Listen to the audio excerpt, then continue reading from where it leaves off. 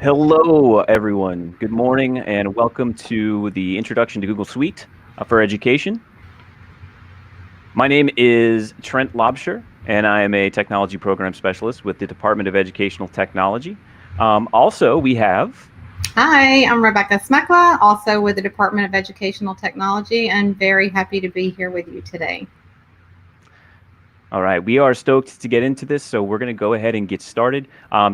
Here's what we're going to go over today in the G Suite for Education introduction. First of all, keep in mind that this is an introduction, right? So the material that we're providing you today is really meant to be just kind of an introduction to and an overview of the G Suite apps. We're not expecting anyone to be a master by the end of this session. We just want you to get comfortable with all of the different applications that are out there, most of the different applications, and to start, building that confidence so that you can start playing around with them, or maybe you're using this as a refresher of some of the things that you learned last year, and you want to start out the year strong. So we're going to go over some of these applications to give you that foundational knowledge. So by the end of the session, you're going to know how to access the G Suite apps. You're going to know how to navigate your Google Drive, and hopefully you're going to get a few ideas for how to implement all of these different tools and resources in both your classrooms and professional planning. Additionally, all of these resources will be found on our website. Visit Educational Technologies EdTech Training at palmbeachschools.org. We have tons and tons of different resources available to you on all of the applications that Trent and I are going to go over with you today. So please feel free to stop by and get some more learning. Today, we have a little bit of housekeeping before we get started. In the chat, you'll see names with little wrenches by those. Those are our moderators, so they can answer many of your questions. As you know, we are coming to you a little bit from the future, so we're on about a 20-second delay here. The session will be recorded. It will be posted on the EdTech Training website. We hope you like this video, and if you do, please subscribe to our channel. That will allow you to get notifications for when we are going live with our next live streams. All right, so we're going to get into it. And it all starts with the question, what is G Suite for Education? We all know what Google is. We all know what Gmail is. But what is G Suite for Education? So there's a detailed answer, and then there's a simple answer. I'm going to give you the detailed answer first. The detailed answer is that G Suite tools are web-based applications that allow you to plan and implement standards-based lessons. All right. So all of this is to be used to help meet the needs of diverse learners in your classrooms. And these tools do everything from help you organize your students to interact with the content of the lesson, to creating engaging and rigorous environments, previewing and identifying critical content, all the way to practicing and deepening the knowledge of your students. In addition, they're designed to improve your workflow, which is a big deal. Workflow, productivity, and also, dare I say, make your life just a little bit easier with the way that everything is organized. So our apps for education, they're great for critical thinking, communication, collaboration, and creativity. Best of all, they're ad-free, they're reliable, and they're secure. They're available 24/7, and you use one login just for everything. Think about the apps that you have on your phone. That's similar to what our G Suite for Education is. It's just applications that you're going to use with your students in your classroom. All right, so now we're going to get into how you access these G Suite apps. First of all, you need to make sure that you're signed in on the district portal. So if you just go to mysdpbc.org, which is what I have open on my screen here, just make sure you sign in there. You have to ensure that you're signed in both to the portal and to Google. And the way to do that, the way that I always do it, is I always sign into my portal first, and then I click on the mail icon, which is automatically going to sign me into Google. Now, if you've used Google Drive or any of the other G Suite apps recently, they might appear as tiles in your portal. Here I have Google Drive, Mail, I've got Classroom. All of those will do the same thing. They'll all sign me into Google automatically. But you may not have accessed those recently. So I'm just going to click on where it says Mail, and you'll see a little loading screen that says loading Gmail. You might see something that says signing you into Google. But as soon as I do this, I'm going to be signed into Google. So I've signed into the portal. I've signed into Google.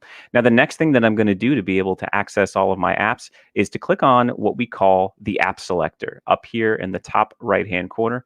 I'll be honest with you, I almost never call this the app selector. I call it the waffle because that's a little bit more appetizing. But if you click on the app selector up here, it will give you the shortcuts to all of the different G Suite applications, right? So as Rebecca said, this is very similar to the way that apps are laid out on your phone, and this kind of illustrates that even better. They look like those tiled icons that you see on your phone.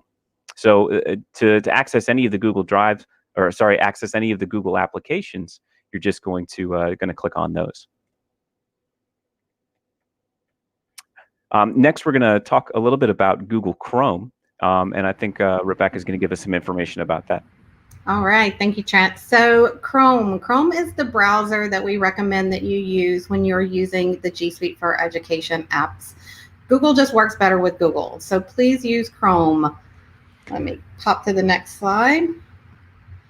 So with the Chrome browser, there's a lot of cool things that you can do. You can pin your tabs, which means you won't close them by accident. You can create bookmarks, so you have shortcuts to all of the files that you need or the websites that you work with best. It works on all your devices. So it's going to work on your phone, it's going to work on your tablet, your Chromebook, your laptop, your Mac, whatever you have. And when you log in, it's going to sync all of those settings, all of your bookmarks. So you're going to have all of that in one place. The Chrome browser also allows teachers to go incognito. And that means that you're going without having your login. So it's kind of like you're browsing secretly. So this is not a function that our students have, but going incognito is a great way to check to make sure your files have the right permissioning. And Trent's going to go over permissioning a lot when he goes into Google Drive. But just keep in mind, if you make something where it's view only or it's only viewable for specific people, you can check to make sure that that's correct when you're incognito. It also allows you to add a lot of extensions, and we do have a full list of extensions that have been whitelisted by the administrator on our website, so you can check that out as well. Okay, now we're going to get into the fun stuff. We're going to get into Google Drive. So Google Drive is, thinking about it as your filing cabinet, but it's in the cloud. It's your storage. It's where you're going to store all of your docs, all of your sheets, all of your files. And the great thing about Google Drive is you can store any file. It doesn't even have to be a Google file. It can be a Microsoft file. It can be a JPEG or an image. It can be a video. And as an education account, you have unlimited storage. So you can store everything in your Google Drive, and you can access it from anywhere 24/7. You can be at your home, which most of us are right now. You can be at work, you can be at school, and you can access your Google Drive from anywhere. And then you can create inside of this Google Drive, and you can save. It saves automatically, which is awesome. So we're going to hop right in to what that Google Drive navigation looks like. Trent, you want to go ahead? Sure. Let's take a look at, here we've got an overview just of all of the different things that you can do within Drive and some ways that you can kind of customize things in addition to ways that you can access and share files. So Google Drive, as we said, is kind of like this great flash drive in the sky. Where you're storing all of your things, and it allows you to create priority workspaces for quick access. It allows you to see the files that you and you alone own, and it allows you to access shared drives that you might have created with different teams and such. You can also access things that people have shared with you and view only those files. Up at the top in that gray box, Google made its name for searching, and that's really one of the best ways to navigate all of the different features that are in Drive, or find all of your files and access them. So we're also going to get into how you can share all of your things. And in order to do all this, I think I'm just going to take you live into my Drive, and we can just start from there. So here you see my Google Drive and the way that I have it laid out. You'll see some of the different buttons and navigational features that we just saw on that little preview slide. So over here, if I click on priority, this is going to take me to some workspaces that I've created based on files that are important to me, current projects I'm working on, things that I access relatively frequently. And I can take files and add them to these work groups so that, if I'm working on something that, one or two files that I always seem to open up together, you'll see here different things that we've thrown together for the this course and some of the other instructional professional development buckets. You'll see all of those files that I've grouped here automatically. There are also things that Google will sometimes suggest that you add to workspaces. So it's pretty intuitive in that way. And all that you need to do to create a workspace is to click on Create. You'll name your workspace. I'm just going to name it Untitled for now. And then once it's created, this window will pop up that allows you to add up to 25 files to that workspace. So if I click on Add Files, it'll start going through all of my recent files, and I can just select a bunch and then hit Insert, and it'll add those into that workspace, which is pretty cool. So for now, I'm gonna click on Done, and we're just gonna move on through. When you first load Drive, it'll take you to this screen here, which will show you all of the folders and files that you have that are not yet sorted into folders. You can kind of organize the way that this looks by adding new folders. If you let me see here if it'll let me do it. If I click on the New button up here, and then I can click on Folder, and it'll create a new folder that I can use to, click and drag and move some of my files into. And then these files right here are those files that I haven't yet sorted into any of those folders. There's a couple of ways to sort these and that you can kind of view these. So if I want to change, the files that are displayed here, I can click on this button here that says Last Opened by Me, and I can change this to a couple of different things. I can sort by name alphabetically, the last time that they were modified, the last time that they were modified by me and not any of the people that I've shared my files with. So you've got those options for organizing your drive. In the next tab here, we've got shared drives. Now, these shared drives are collaborative drives or collaborative workspaces that have been created by you and then shared with teams, or somebody on a team has taken and shared with you. Looks like my browser is not wanting to cooperate. I'm frozen here, so I'm going to try to reload.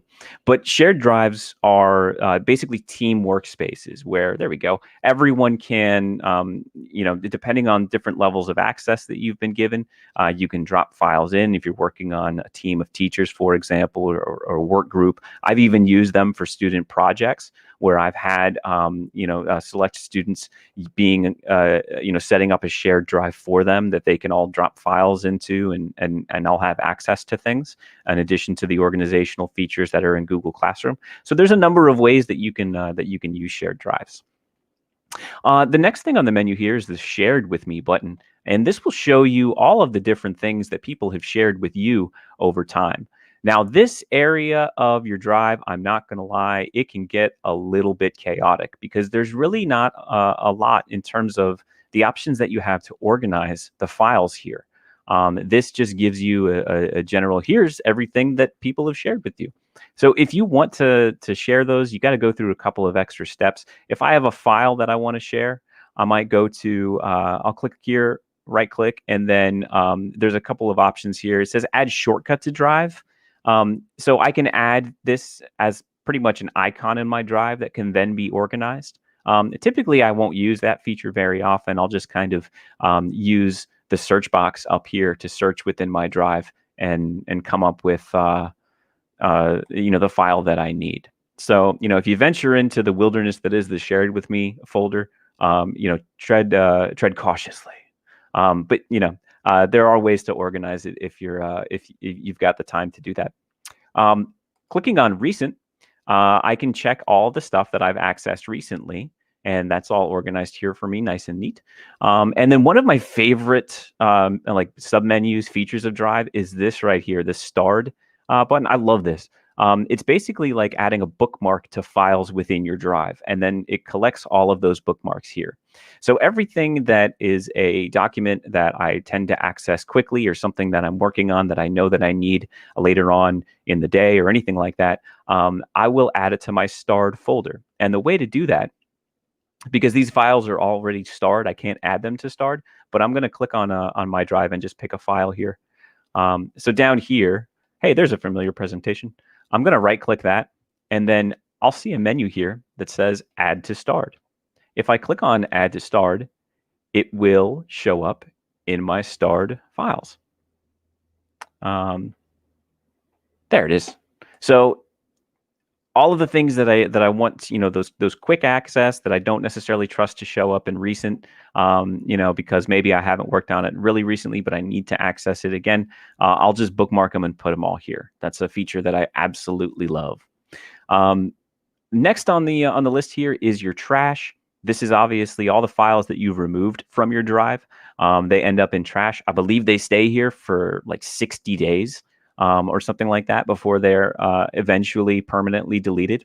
But in Drive, keep in mind that we have unlimited storage as part of being a part of the district. So unless there's a file that you just absolutely don't need, there's really not a whole lot a lot of reasons why you have to delete files. But if you want to clean up your drive, or you're consolidating documents or something like that, by all means, feel free to use it.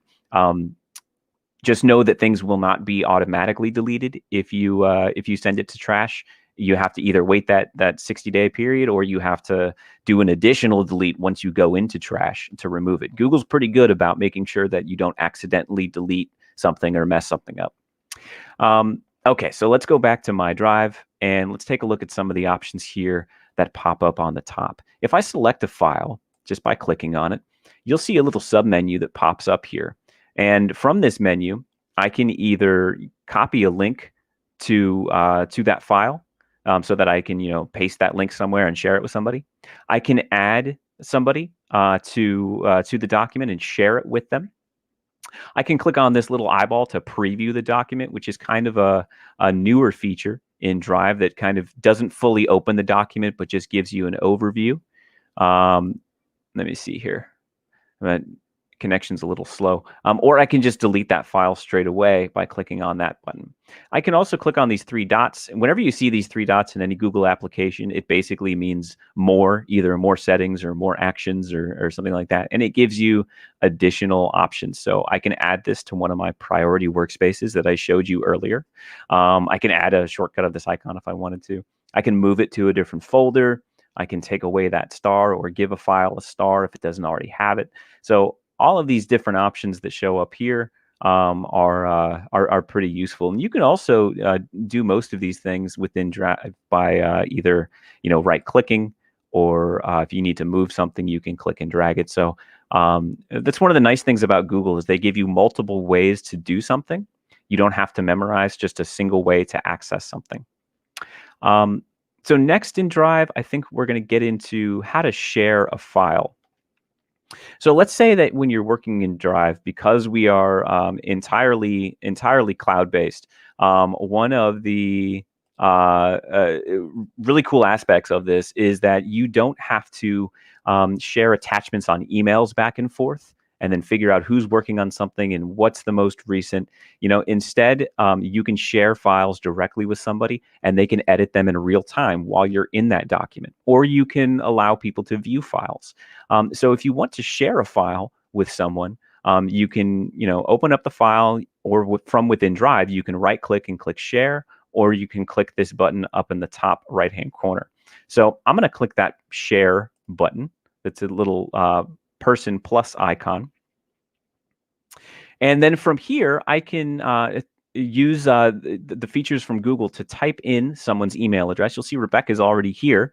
Let's see. Behind the scenes, we've also got Mr. John Shoemaker. So if I wanted to add him to this presentation, I just start typing his first name, and he shows up for me because we have a lot of contacts. So it auto-populates names based on, and kind of prioritizes based on who you contact frequently, or who the file might most be relevant to.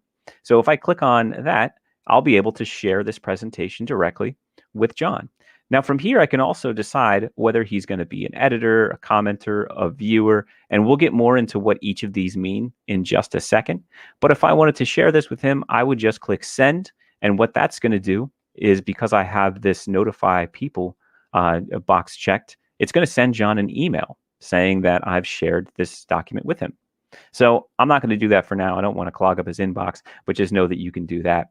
You can also share links by clicking down here. Now, currently this is set to, if I copy this link, it'll copy a link that will allow anyone in this group to view, but I can change that access. So right now, I'm allowing anyone in the District of Palm Beach County to view this, but I might want to change that to only the people I've shared it with. So I'll click restricted, or anyone with the link on the internet. So opening it up outside the county, I can choose to do that too. And then when I've made my selection, I'll click copy link and then done, and that takes me back into my drive. So now let's take a look at some of the different ways that you can kind of decide how you want to share something. If we want to bring the presentation back up, we've got a slide that gives a really nifty breakdown on the different sharing permissions that you can give people. So here you see this. Oh, hey, Rebecca. Hey, I'm back. So sorry about that. Yeah. So sharing. If you're the owner, obviously you can do anything, right? You can delete, you can add, you can share, you can unshare, you can edit, you can comment, you can do it all. And if you're the owner and I give Trent that edit access, he can pretty much do everything that I can do. The two that actually offer restrictions are giving the option to just comment and view. So a view only, that's all they can do. They can view the file, they can see the folder. If you give them the permission to comment, then they can make suggestions. So let's say you have a Google Doc and a student turn it in, they can give the teacher comment access in order for the teacher to give them some feedback. And I think Trent's going to show you how to do that. So one thing too that I kind of want to add here is just, and this is something that I kind of glossed over. So yeah, we're going to talk about later today how to use the comment feature, how to make suggestions and stuff like that. But real quick, I just wanted to take you back into the drive, because something that I know I forgot to mention was how to create files within your drive automatically, which is a really useful feature. If you're in your drive and you see this new button, this plus new button in the top left-hand corner, I showed you that you could use this to create folders earlier, but you can actually, from within your drive, create almost all of the different file types that we're going to discuss today. So you can create docs, you can create sheets, slides, but if you click on more, look at all these options that show up. Google Forms, Google Drawings, we've got sites, there's a link to Jamboard. You've also got your Smart Learning Suite online that you can create those directly in your drive and then open them up in the correct applications. So that was just one thing that I wanted to make sure that we went over. One of the really great features as well, since we're in this menu, is that you can upload files from your computer, and it doesn't matter if they're not necessarily files in the correct format.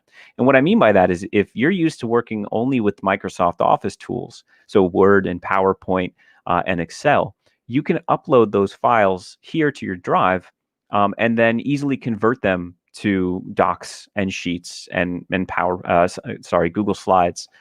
You can also take bulk files, so upload entire folders that you might have, on a flash drive that you would normally bring to and from your classroom. I know I had like 3 of them that I would bring home every day, so I could, continue working on things before we had access to Google Drive. So those are really great options for those bulk uploads and adding new files to your drive.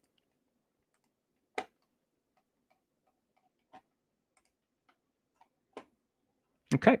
So next, now that we have this kind of general overview understanding of how Google Drive works, we're going to start taking a look at some of the apps that are available within G Suite.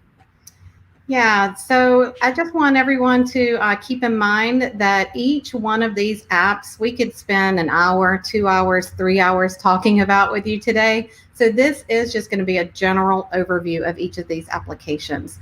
Trent's going to walk you through what a doc looks like, and talk about sheets and slides and Google Classroom and Google Meet and all of these amazing applications that Google offers us, but we're not going to get down into the nitty-gritty with those. We do have a lot of resources available for you on our website, and John Shoemaker is going to be doing a great session on Google Classroom later this week on Thursday. So if you're looking for some of those specific skills and some of these applications, unfortunately, we were not going to have the time to spend on every little detail in each of these applications today, but we just want to go over each of them so you know what you have to keep your students engaged with the creation of your content and to keep connected with your colleagues. All right, so speaking of these applications, we do have quite a few applications that help you communicate with your colleagues and your students. We have your mail, your contacts, your calendar, classroom, and Hangouts and Google Meet. So we're going to go through those very briefly today with you, give you an overview of what each of those will do. We're going to start with Gmail. So I know that most of you know what email is, right?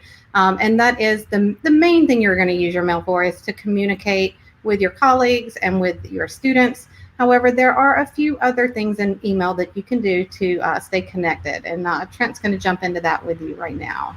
Yep. Thanks, Rebecca.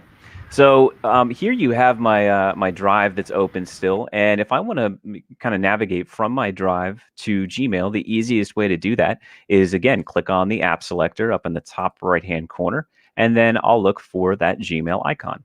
Now, if I click the Gmail icon, it'll load my inbox once again, and I'll see kind of the default view here. This will take me to my primary inbox, which is where most of your important stuff will go. But you've also got these little tabs up at the top that organize your mail into different categories. So if there are things that come in, you have social media accounts that are tied to your district login, you'll get those updates there with social. And this is also kind of nice, social and promotions, because those emails that we get with little promotional offers and stuff, those will get filtered into there.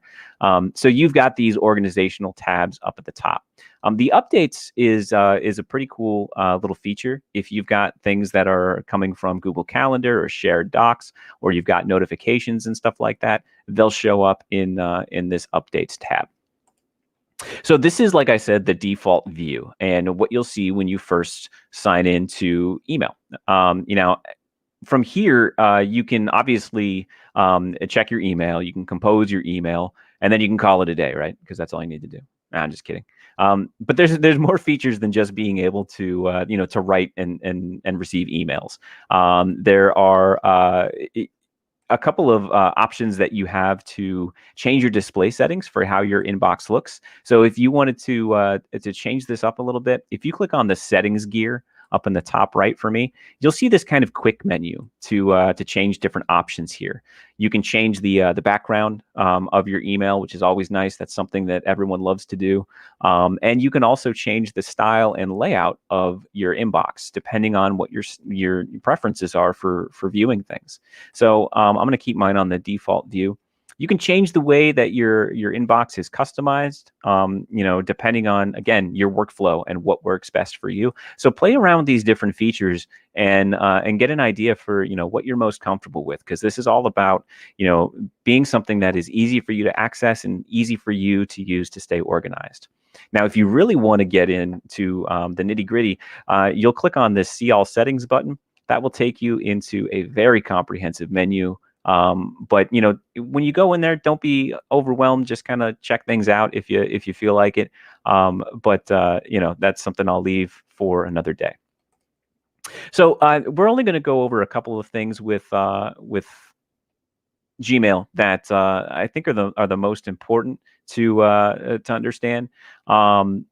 I'm going to go through this left-hand menu over here that talks a little bit about what each of these things are. So here we see a starred submenu, and this works the same way that it does in Drive, where it allows you to kind of highlight those important emails. And you can quickly add something to your starred folder by clicking on the left-hand side. You'll see, in most cases, a grayed out star in your inbox. These are all filled in because this is my starred box. But if I go back to my inbox and I click on starred, right there, it's going to be added into that folder. And there you see that email there.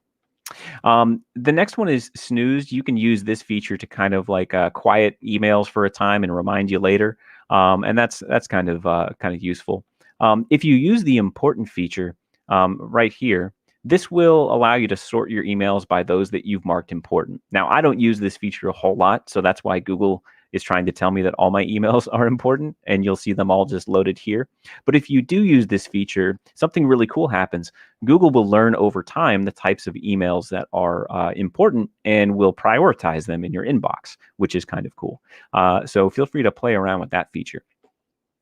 Sent will take you to your sent emails, and draft will take you to those emails you've started but haven't sent. And then underneath all of those, you are going to see these labels. So let's talk for a moment about labels. You can basically add labels to your emails to keep them organized, to keep them kind of all in the same group together. And much like the important feature, if you use the labels feature, Google will start adding things to your labels as you use them. So I've got a bunch here, and really I should go through and clean these up. But I kind of feel like I don't have enough, so I'm going to go and show you how to add more labels. So if you scroll down all the way to the bottom of this box and click on more, it'll allow you to scroll a little bit more. And then here you'll be either able to manage your labels, you can delete or recolor them, or you can click on create new label. So if I click on that, it will give me an option here. And I might say that this is Summer PD. I don't want to put that label underneath anything, so I'm just going to go ahead and create. Right? So now I've got my new label. If I scroll back up, here it is. And from here, I can change the label color. I can do all kinds of things. So I'm going to make that a nice fresh green. Now in my emails, if I open them up, I can, from the email itself, I can click on this label icon. And then if I scroll down, I can add that label to, where'd it go? There it is, to Summer PD, click apply. And then all of a sudden it turns that email into that color. And then if I click on the Summer PD icon, it will show the email for me there. So it's just one way that you can organize your labels, or organize your emails and make things just a little bit more accessible. You'll also see here that in your inbox, if I go back to my inbox, there's a couple of cool things, a couple of little shortcuts. You can use this submenu down here on the left-hand side to open up chats that are also archived in your email so that you can search them later. And you can click on these to have conversations with work groups and open up chats with particular contacts that you've had conversations with recently. So this is a really cool, maybe you've got something, a message that you want to send that isn't necessarily that important for an email, but it needs a quick answer. You can just search and chat somebody up and get a response. So it kind of works like instant messaging, but within your inbox, which is very cool. Other things that you've got going on in Gmail, you've got shortcuts to Google Calendar up in the top right-hand corner and Google Keep. And you can add additional shortcuts and add-ons by clicking this button here. So, in addition to Drive, Gmail is one of those things that's kind of like at the center of your workflow, where there's a number of things that you can do from within Gmail and a number of ways that you can customize it in order to create, a progression and organization that makes sense for you. Trent, can I ask a quick question? There's a Sure question thing. in the chat. They're wondering how you got those categories across the top again. Can you show them how you can switch to different views? So, for example, I don't use the categories across the top, but Sure. can you show them how you get that? Sure. Thanks, John. So the categories, if you click on the settings gear up here at the top, you've got options for how you can kind of control different things. So this is going to require us to go into the see all settings. So if I click on this, it'll take me to kind of a very comprehensive, like I said, menu for your emails. And from here, if you click on, I think it's a drop down. It's been so long since I touched these. Let me see here. I think that I don't think it's keyboard shortcuts, maybe labels. I've got my labels. I think it might be under inbox. There's a drop down in inbox. Inbox. Yeah. There it is. Thank you. Thank you. Shoemaker to the rescue. I appreciate you, man. You beat me by 1 second. There you go. Yeah, the inbox. So you can click these off or on, and like John said, he doesn't use these, so I'm assuming he went in there and clicked them off. But you know, I kind of keep things segmented by using these. So for that section, just so you know, in order for the categories to show up, it has to be on default. Right. So for me, I use priority, which kind of puts the most important ones at the top. But default is the only way you'll get those categories to show up, and they are not editable. Someone asked if you could actually edit those categories. They're not. It's just based on what Google flags as spam or promotion or social media or anything like that. Right. If you do want to have your inboxes where they're editable, you're going to have to go into a little bit more advanced mail, and that's with multiple inboxes. So multiple inboxes, you can create your own, but it is definitely more advanced skill that we can go over with you, but not for this particular course. Thanks, Rebecca. So I think with that, I think that's a pretty good overview for Gmail. All right, I think we're going to jump into calendar next, and the calendar, of course, is where you're going to plan your events and create and schedule all of those fun things. It's going to keep you organized, and you're going to be able to add other people's calendars and see multiple calendars all at once. All right, so from here, again, we're going to use the app selector, and I'm going to go into calendar, which will show you this calendar view. Now, I've got here what looks like a crazy calendar just because others have shared their calendars with me, and I can see what's going on for that day, which allows me to view and kind of schedule things accordingly. But if I uncheck these boxes that of those that have shared their calendars with me, it'll eventually just only show me my calendar, which is what I'm going to do for now. So here, now it's only showing me my calendar. You can also change the view in this case. If you do this drop-down menu here that says day, you can change this to, the week. So they'll show me my weekly calendar. It'll show me the month, right? All the stuff that I've got going on for that month. So play around with the view that makes the most sense for you. For now, I'm just going to go to day. And from here, I think we're going to talk about how to create a new event. Let's start there. So if you want to schedule something on your calendar, you can click this plus create, and it will pop up with this box here. Now, everything that you need to do within calendar can be done pretty much with that just create, in terms of inviting others to meetings, or maybe you're just putting something in to remind yourself of when you need to do something or an appointment or something like that. So just click on plus create, and you can add an event here. I'm just going to go with everyone's favorite, the dentist. I've got a dentist appointment. So I can choose the time of that event. If I click down here, I can use these scroll boxes to pick time. So if you just click on the time, and what's really great about the calendar invite is that you can set up a Google Meet with attendees. Now, I wish I could do virtual dentist visits, but unfortunately, that's not the case. But for the sake of demonstration, we'll just add a Google Meet video conferencing to this. So I'm going to click on that. And what Google does is it creates automatically a Meet link that will be shared with anyone I invite to this event. So if, for example, I wanted to add participants, I'd click on this add guests, and I'm going to add Rebecca to my dentist appointment. It will invite her and send her a link to this meeting that she can just click on, and we can all join.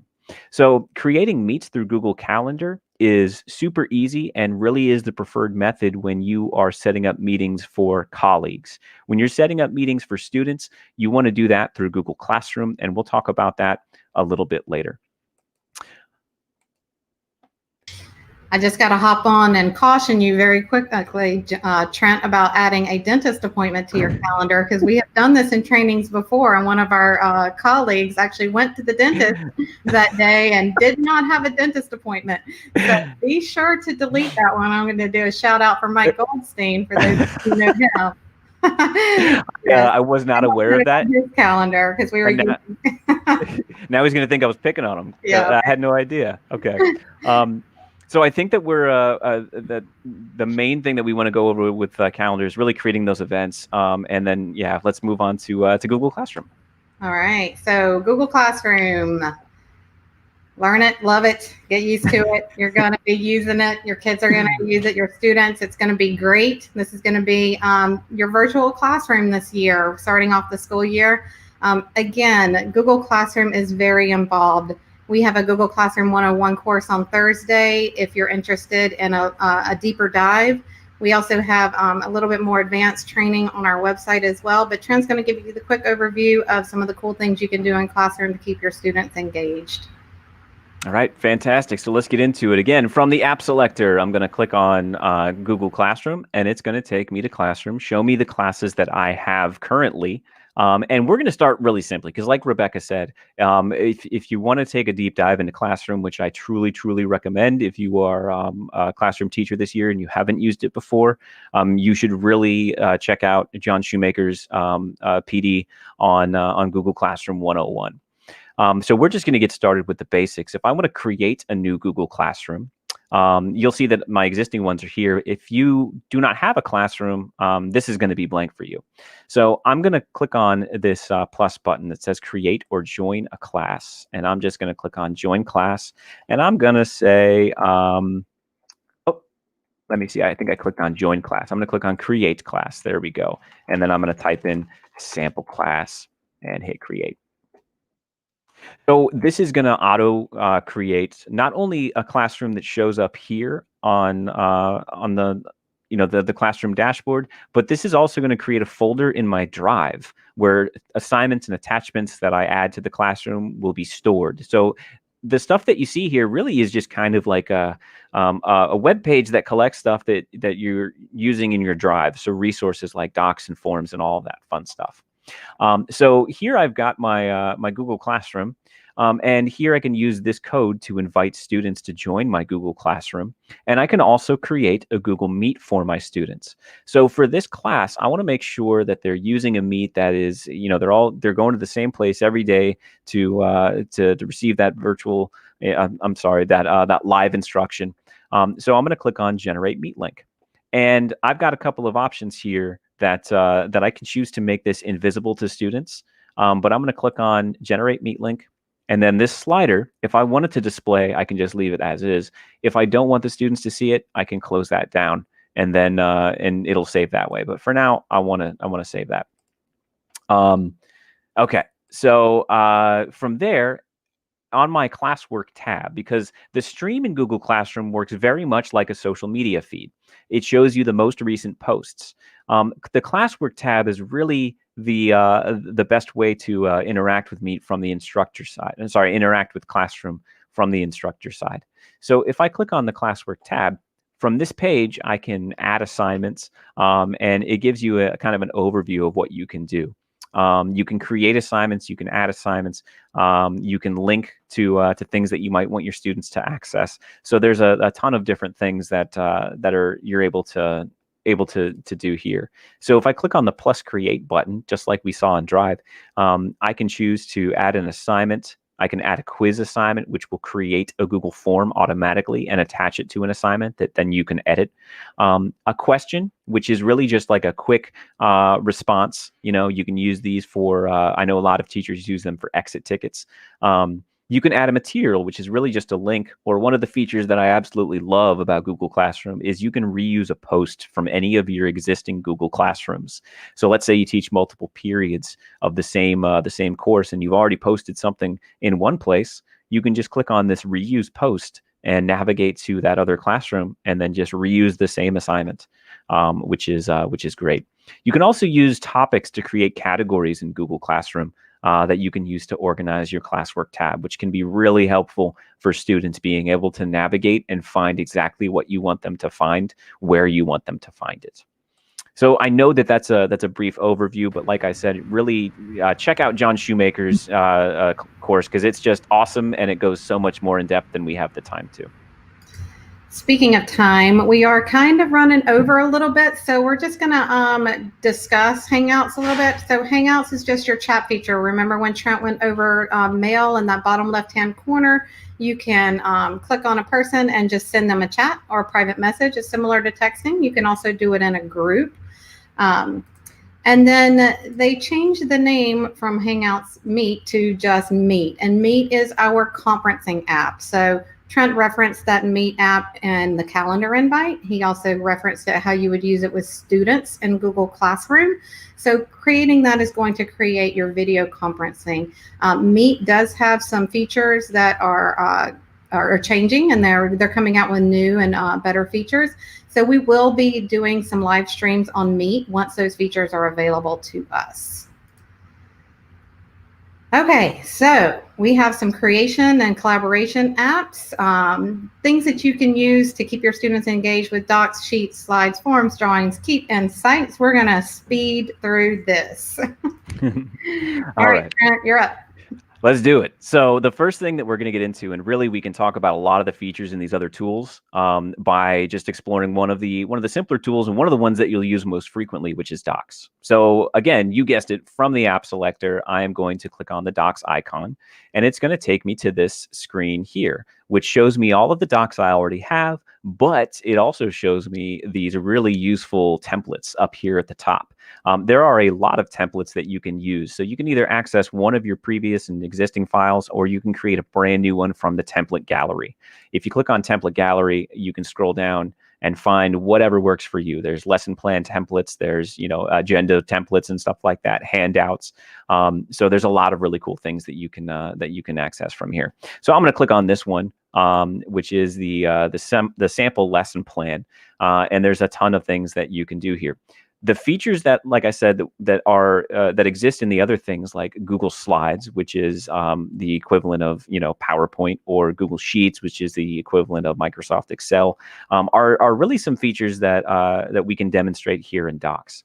So obviously you can use this as just a word processing program and type your lesson and call it a day.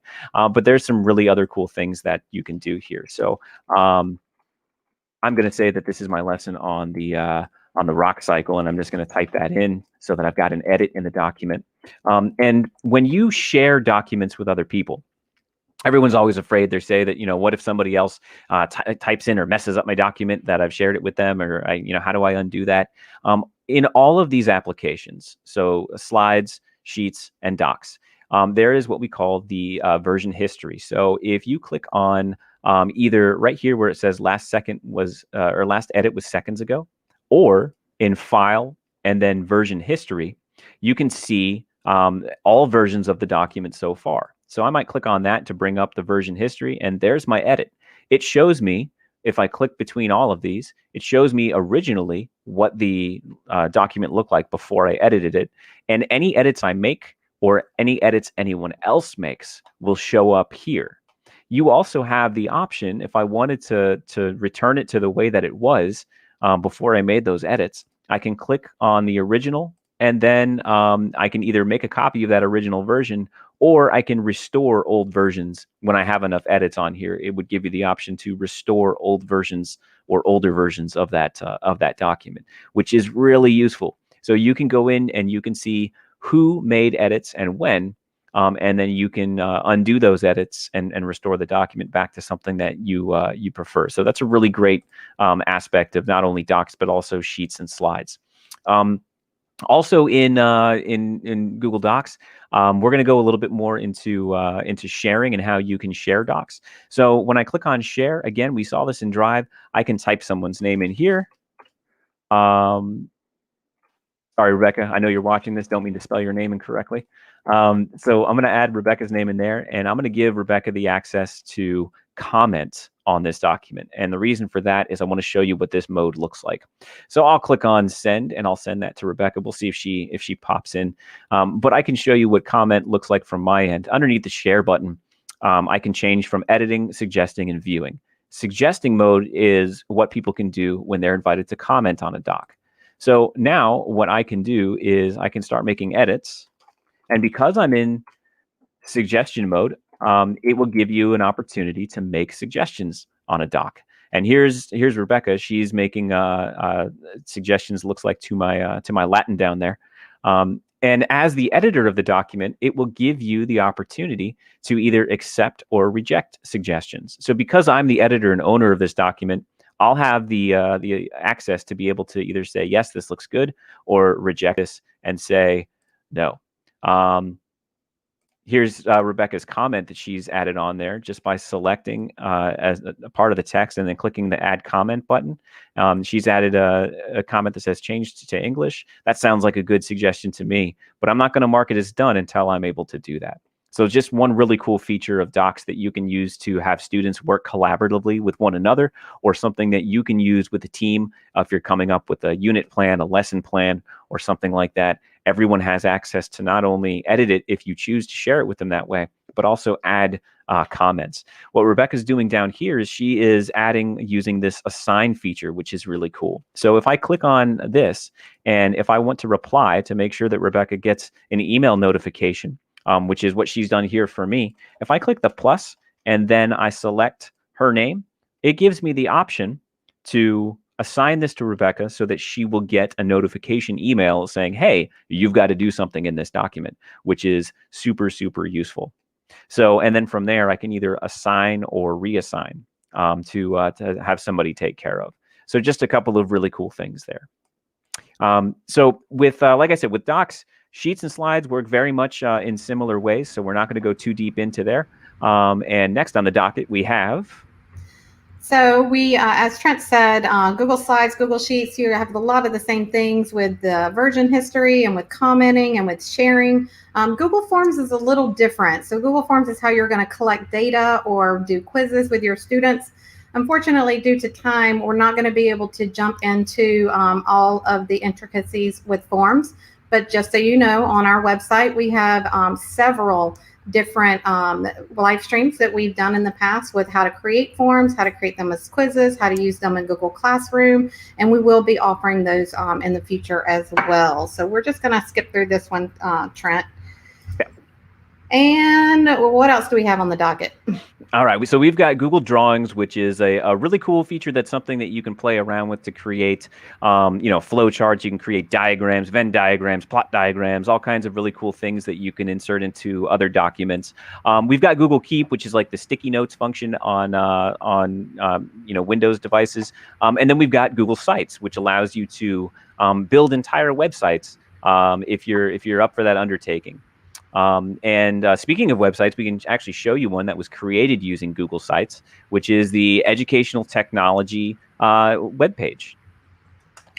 So on this webpage, on the left-hand side, there's live stream resources. And if you click that drop-down caret, you'll see all of the different resources that we've provided for all of the applications within Google, as well as some additional applications that we support within the district, like BrainPop, and Adobe Spark, and some of all of the other fun creation tools that we have available.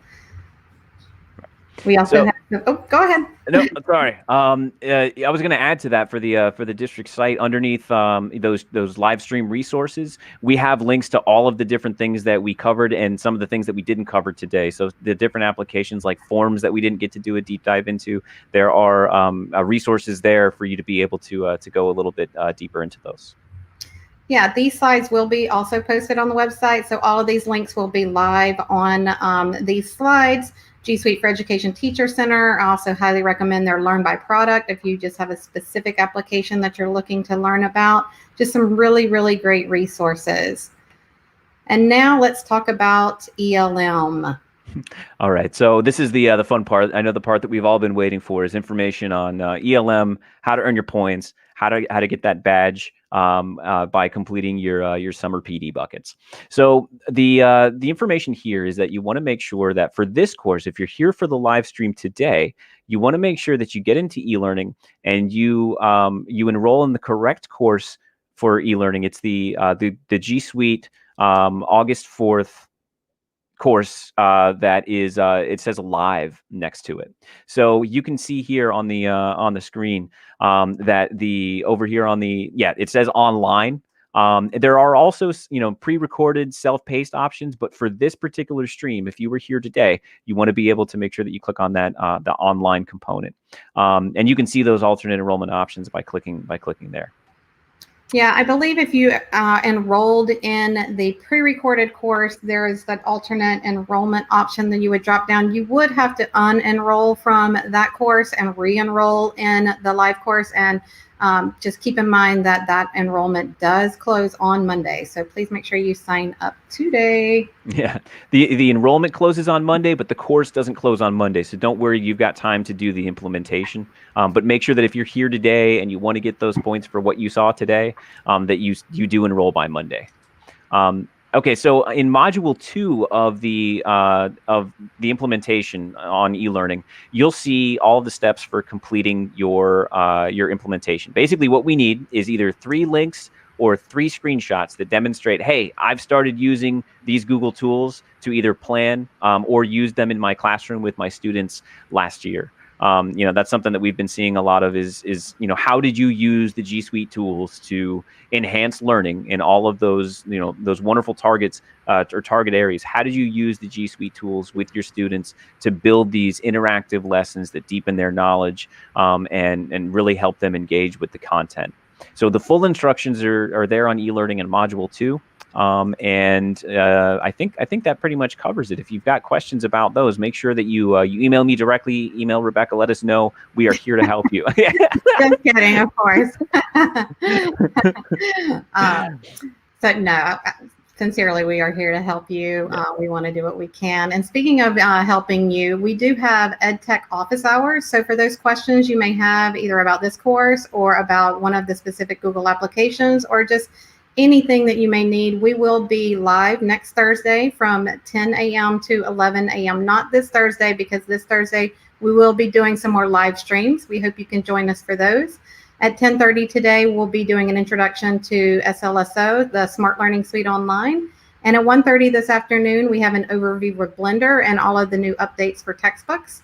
On Thursday, we will have John Shoemaker here with Google Classroom 101, which we mentioned several times. We'll also have Tasha Burke-Peart and John Long joining us for the 4 Cs. And then we also have a more advanced course with Smart Learning Suite Online with our training specialists from there. So we do hope you will join us.